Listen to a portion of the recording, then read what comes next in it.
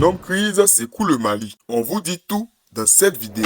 Bamako est paralysé par le blocus sur les importations de carburant mis en place par un groupe affilié à Al-Qaïda. Des experts craignent un effondrement de l'État malien qui pourrait avoir des conséquences dans toute la région. Économie au ralenti, attaques quotidiennes contre des convois de carburant, perte de contrôle territorial, la junte au pouvoir au Mali fait face à une crise existentielle sans précédent, sa capitale Bamako et de nombreuses régions étant peu à peu asphyxiées par un blocus djihadiste. Face à la situation, le Quai d'Orsay a recommandé vendredi aux Français présents dans le pays de prévoir un départ temporaire dès que possible. L'armateur italo-suisse MSC a de son côté annoncé suspendre jusqu'à nouvel ordre ses livraisons terrestres en raison des problèmes de sécurité et de la pénurie de carburant. Depuis plusieurs semaines, les djihadistes du groupe de soutien à l'islam et aux musulmans Jenim, affilié à Al-Qaïda, imposent jusqu'à Bamako un blocus sur les importations de carburant, paralysant l'économie du pays sahélien enclavé.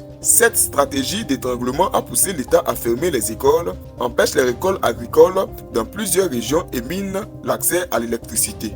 Jeudi, la France, ancienne puissance coloniale, a indiqué suivre avec une véritable préoccupation la dégradation de la situation sécuritaire au Mali. Lors d'un déplacement lundi à 150 km au sud de Bamako, le chef de la junte malienne, le président Assimi Goïta, a appelé ses compatriotes à faire des efforts, notamment en réduisant les déplacements inutiles et promis de tout faire pour acheminer le carburant. Alioune Tine, ancien expert indépendant des Nations Unies sur le Mali, voit dans cette déclaration un aveu d'échec terrible. Les militaires au pouvoir depuis 2 coups d'État en 2020 et 2021 avaient promis d'endiguer l'expansion djihadiste qui secoue le pays depuis plus d'une décennie. Ils ont rompu avec leurs anciens alliés militaires et politiques occidentaux, dont la France, et fait appel à des paramilitaires russes pour lutter contre les djihadistes. Mais aujourd'hui, l'État malien ne contrôle plus rien sur son territoire et concentre ses forces autour de Bamako pour sécuriser le régime, souligne Bakary Sambé du groupe d'études d'Imbuktu Institute basé à Dakar au Sénégal.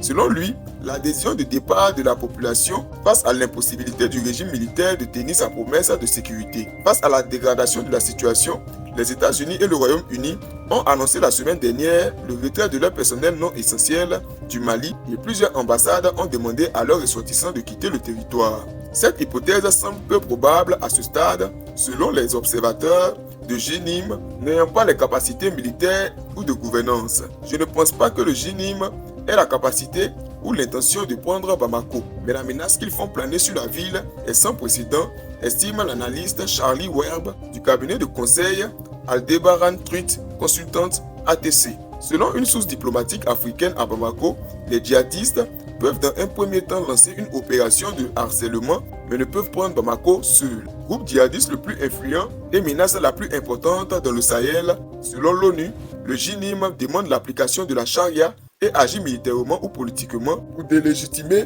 les États sahéliens afin de se positionner comme une alternative plus crédible. Il gouverne indirectement des villages grâce à des accords locaux adaptés en fonction des zones et fait de la propagande sur la défense des populations locales. Le JNIM a étendu ces derniers mois son influence sur une large partie du territoire qu'aucune étude solide n'a à ce stade quantifié précisément et se finance grâce à la collecte de taxes et par les rançons d'enlèvement. La semaine dernière, le JNIM a obtenu au moins 50 millions de dollars pour la libération de 2 otages émiratis et de leurs employés iraniens, a appris l'AFP de sources proches des négociations. Pour Bakary Sambé, en menant ce blocus, l'objectif stratégique est de faire tomber le régime. Le JNIM voudra faire tomber la junte et installer aux manettes un gouvernement avec lequel il pourrait négocier, qu'il pourrait contraindre à appliquer son agenda, abonde une source sécuritaire européenne consultée par l'AFP. Une option pour le gouvernement serait de négocier avec les djihadistes. Le gouvernement cherche actuellement à obtenir une trêve du blocus auprès des djihadistes,